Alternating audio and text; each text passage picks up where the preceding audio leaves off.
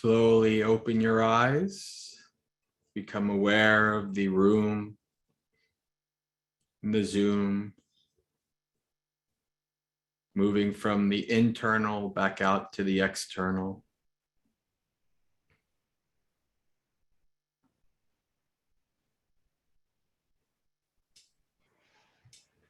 So friends, one thing that I enjoy doing is when I give a talk is I like giving the power to you guys.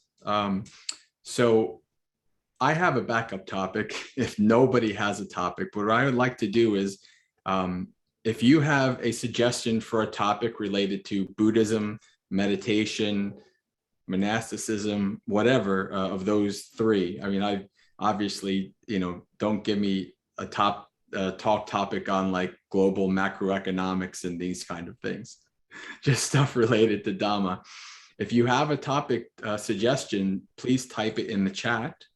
And if it's a feasible one and it works out, I might be able to choose it and pick it. And if nobody has a topic suggestion, then I have a topic in the background.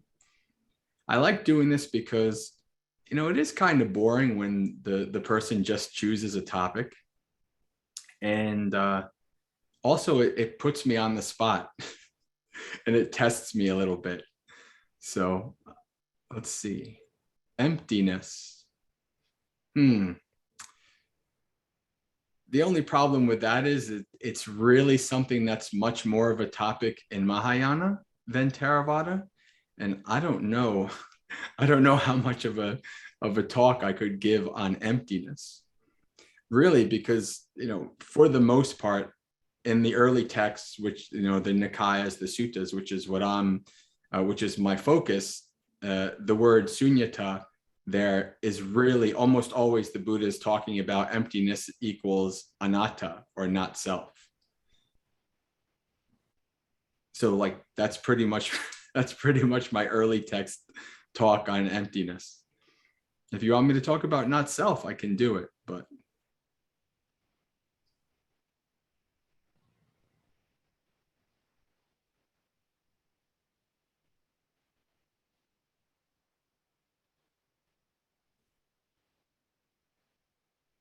homelessness in what way, Judy? I'm assuming you mean in the monastic way.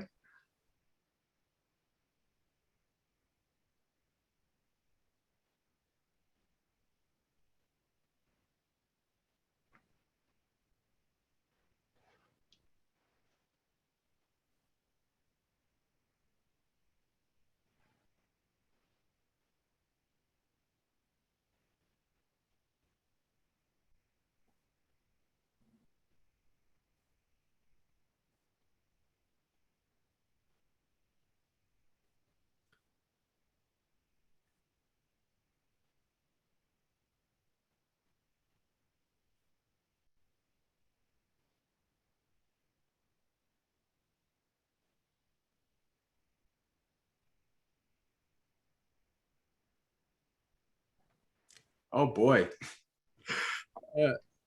There is 36 people in here, so we have had many.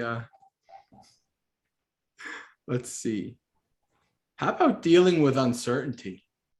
I think Judy's said dealing with the uncertainty in terms of being homelessness, but I think that's a good topic in general. Dealing with uncertainty. Sounds good. All right. So it is interesting, right? Because the last time I spoke with you all, the last time I visited, I was still living at Bhavana Society. And actually, it was pretty much COVID that sealed the deal for me not being there anymore. Because I was outside when the lockdowns hit. And then they told me, don't come back for a year. And I says, okay, well, I guess I'm done. Right. So I ended up kind of moving into this nomadic mode, although I still had ideas of where I might stay, but then it all didn't pan out. And I realized, oh, I'm a nomad now. And there was like a lot of fear at first. But then afterwards, I realized, oh, wait, this is cool. I'm a nomad now. I could go. And so like the last 2 years, I've basically been spending a month here, 2 months here, 3 months there. I was just in California for 4 months, doing a vasa with bhikkhunis in the wilderness. I lived in a tent, and I visited various monasteries. And that actually kind of points to the mindset of dealing with uncertainty, right? So the problem is, like, one of the most common things that people say these days is we live in uncertain times, right? And if you know anything about Dhamma and impermanence, and if you know anything about history, you know that we basically always live in uncertain times. We are completely immersed in uncertainty. From the moment we're born, we don't know how long we're going to live. We don't know how we're going to live. We don't know what's going to happen. And we're kind of thrown into this world, right? It's a bit easier for us now these days, right? Because especially in a place like America, right? In the quote unquote first world, where we have spent over thousands of years, we've done all kinds of things to minimize uncertainty, right? Most of us are certain that we can just go and flip the switch and electricity comes on, that we can turn the light, turn the faucet and water comes out, right? One of the things I did living in a tent for 3 months, I had to lug whatever water I used, I had to lug it up a mountain. And then I showered once a week from a bag, right? And I was like, oh, wait, this is actually, this is doable. This isn't bad, right? And so, but it was all uncertain. But we mostly, for the most part, unless there's a tornado, unless there's a hurricane, unless there's an earthquake, depending on where you are in the country, right? And then all of that kind of goes away. For the most part, for most of us in these richer countries, we have minimized all kinds of uncertainty, right? But it's impossible to minimize all uncertainty, because this is just the nature of reality, right? The Buddha says, Sabbe Sankara Anicca. All conditioned things are anicca. So anicca is usually translated as impermanence, but that's kind of boring and it's overused, and it's kind of lost a lot of its meaning. But this word anicca has some other synonyms related to it, so other than impermanence, right? Anicca is unstable, undependable. Right? So what the Buddha is really saying when he says Sabbe Sankara Anicca is that there is nothing in your life that you can experience that is Nitya, that is permanent, stable, dependable. Not your body. I see a lot of older faces here, so you guys know firsthand how the body falls apart. I'm only 43. I'm starting to see a little bit of that, right? I'm starting to see things like my eyesight and all that. But this is the nature of the body. The body falls apart, right? Nature of our relationships, right? Our relationships fall apart. Even if we have a wonderful relationship for 30, 40, 50 years, eventually it breaks up with death, right? Our cars, our houses. If you ever owned anything like a car or a house, the maintenance, everything's falling apart. Even a monastery. You live in a monastery, and then instead of just having one house, you have a couple big places, and then like 20, 30 little, cabins, and the work is always there because something is falling apart, right? So there is nothing that is stable, nothing that is dependable, no matter what the marketing and commercials say about the item, that this is very stable, very dependable. Sure, it might be in comparison to other things, right? But in general, it's not. So this is one of those things where as we practice, as we meditate, as we follow the Noble Eightfold Path, you start to understand this at an experiential level.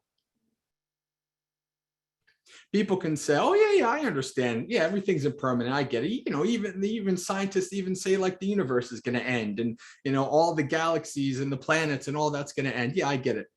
No, you don't. You really don't. You only think you do because intellectually you think you understand it. The problem is experientially, because I give you an example. You think you know impermanence? All right. Well, how are you going to react the next day when your partner decides to leave you? Your car decides to break down. Are you going to be like, oh, sabbe sankara anicca? This is, or are you going to be like, ah, right? No, you're going to have that reaction, right? Because, you know, even myself as a monk, I'm not an awakened being.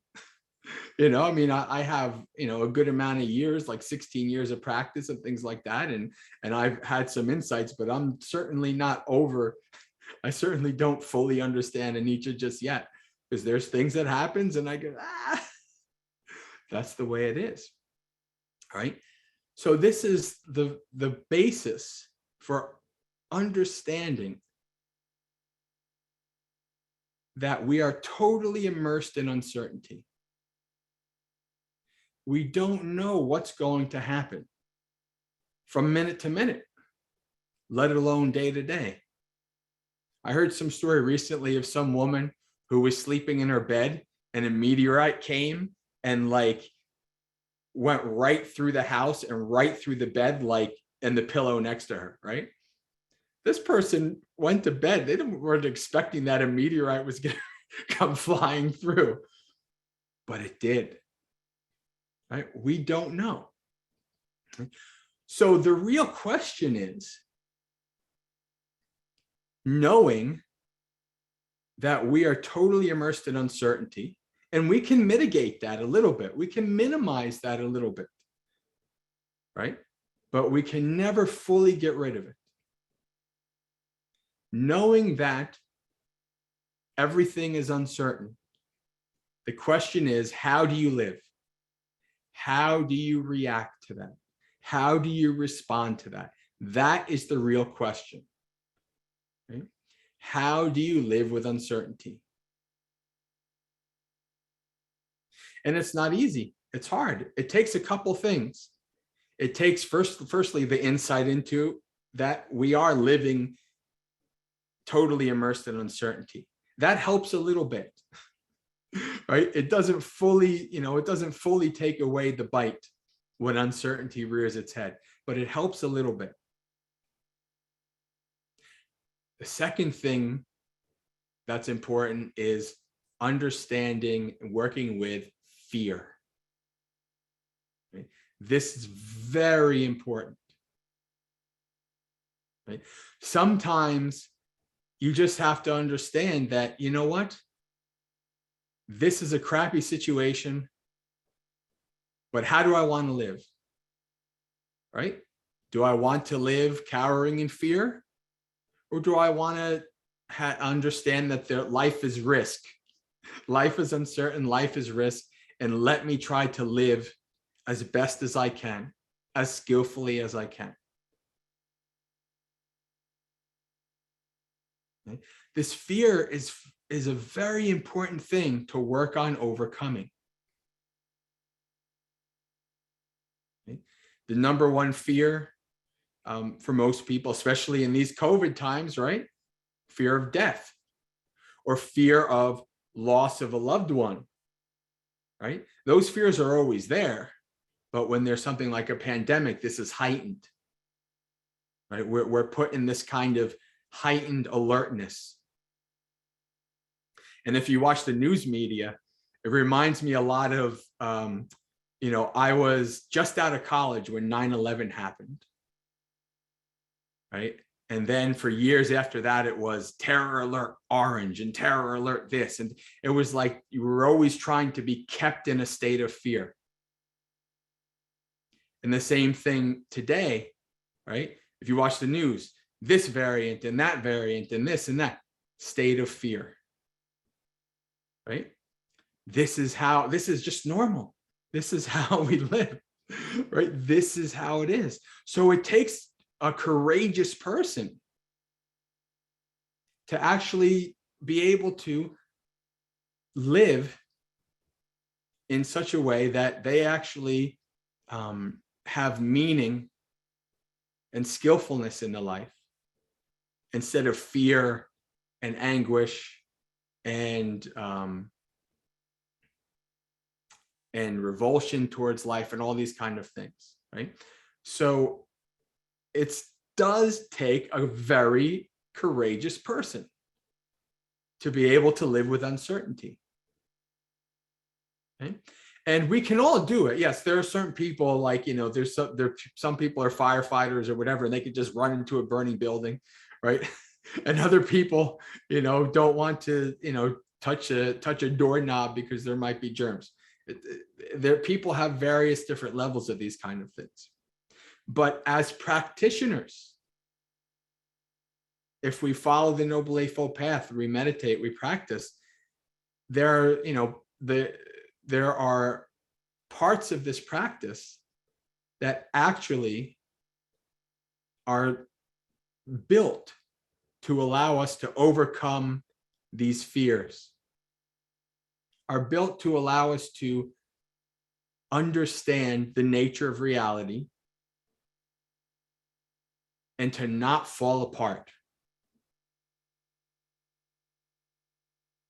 Right? We are, humans, if you look at our ancestors, and I don't mean, such and such came from Europe, such and such came from Asia, such and such came from Africa, wherever.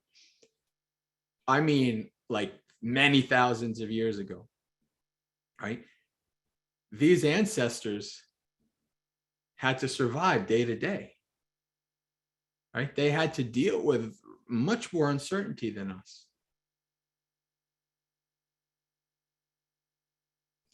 This is the nature. So they had to be very courageous to survive, right? We wouldn't be here sitting here if our ancestors hadn't done this, right? Hadn't overcome fear and, survived.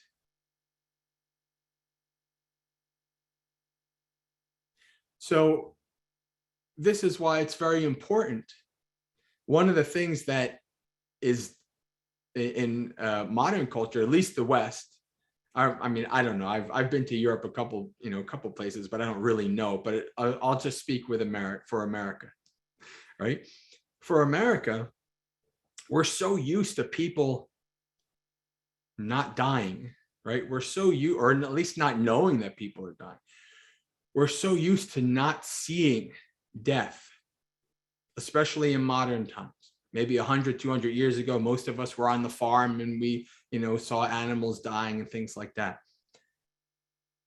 But we're so avoidant of death that when it starts to rear its head, we get freaked out. This is why it's so important, right? The Buddha gave us all kinds of practices and techniques like mindfulness of death, right? Reflecting on what he called the divine messengers, old age, sickness, and death, right? Old age, we don't want to see that. As soon as we start getting gray hairs, we, dye our hair, we get the Botox or whatever it's called to make sure that we don't get the wrinkles, all these, we don't want to have anything to do with old age. Right? Because maybe we even feel young inside, right? I've known many elderly people in life, and there's so many times they'll say, I still feel like I'm 20 in my mind, but my body is like 70 or 80. That's the way it goes, right? Sickness, right? the Buddha wants us to reflect on these things, that we are subject to old age. We're not going to be exempt from old age. We're subject to illness. We're not going to be exempt from illness. Right? As for me personally, I grew up watching many people have like cancer and die. Like almost 3 out of 4 of my grandparents didn't make it past 70. Both my parents are cancer survivors. I've seen a lot of death and I've seen a lot of sickness. So I was able to, in my life, I've had the divine messengers, right? Some people don't really see much of it. Some people are like 60 and their parents are still alive, which is amazing. I hope that my parents are still alive when I'm 60. I don't know. But this is, this is the thing, right? We see these all around us if we're actually paying attention. If we're paying attention, we can see old age, sickness, and death. And when I teach retreats, mindfulness of death retreats, these kind of retreats, and a lot of times people are really kind of freaked out at first. And it's because they never spent any time in their life really contemplating these things. Really contemplating that, yeah, crap, I'm going to die. I'm going to get old if I'm lucky or unlucky, depending on how you see it, right? Because I've known people who have died when they were in their teens and their 20s, more than I'd like to care to know that many people who have. And so we understand, if you practice these things, you reflect, I'm going to get old, I'm going to get sick, I'm going to die, right? The first, you get freaked out about it. You don't like it. It's fearful. But then as you do it over and over and over again, you become at peace. Like, I'll give an example. Like, when maybe about 3 years ago now, maybe almost close to 4, COVID has compressed time for me. I was walking at Bhavana, like walking down the road like I had for 6-7 years before that. And all of a sudden, as cars were coming by, I started getting fearful of the cars, like I was going to get hit. And I had walked on that road for years with no fear of getting hit from the cars. And I was like investigating, why am I having this fear? This is weird. And, one time I decided, okay, well, I'm going to practice mindfulness of death. Yeah, a car could kill me. I could just be walking down the road and I'm done. And interestingly enough, for most people, that would have brought up fear. But for me, the fear went away. I was like, oh, yeah, I could die. Okay. Right. And that's because of doing these practices for years. Right. I realized it was a reflection on, yes, I could die. So what am I doing? How am I living? Right? Am I letting uncertainty and fear control me? Or am I trying to courageously live as skillful and as beneficial to myself and others as possible? Right? That's the important question. Right? How do you want to live with uncertainty? Right? Do you want to try to, do you want to hide, barricade yourself in your house? Even before COVID, you still had people who had like, I think they call it agoraphobia, right? Where they gradually over years just retreat from the outside. And then they get to the point where they don't even want to leave their house, right? That's an extreme example, but that small aspect of it is within all of us. Right? So this is the important thing with living with uncertainty. Managing the understanding that everything is uncertain and managing our fear regarding that uncertainty. You are going to die. One way or another, today, tomorrow, or 30 years from now. you're going to die. That's the nature of reality. That's the nature of life. We can't fix that, right? Like I'm big into like, I love like astrophysics and astronomy and the nature of the universe and things like that. And I've watched documentaries of people talking about that perhaps in the future, we'll be able to live like maybe even like 1,000,000,000,000 years or even longer than that, right? We might be able to live up until the end of the universe, right? And so it's kind of this thing where it's like, well, if even the universe is going to die, what makes you think that that you're so, you're so important that you're going to live, right? So it's like you could live 1,000,000,000 years. But you see in the Dhammapada, the Buddha says stuff like better one day lived mindfully, one day lived practicing metta, one day lived being skillful, practicing generosity, practicing virtuous practices. Better one day lived doing these things than 100 years unmindful, right? Being harmful. Okay? So it's not about quality, it's not about quantity, it's about quality. Better that you lived shorter being skillful than longer being unskillful. Now, of course, the Buddha's not just thinking about this life, he's also thinking about your future life. So that's why he's saying this. So you have to, your mileage may vary on the whole rebirth thing. But still, this is a very important thing to understand. Right? How do you work with fear? How do you work with uncertainty? The Buddhist teachings give us ways to do that. How do we want to live? Knowing that things are unstable, undependable.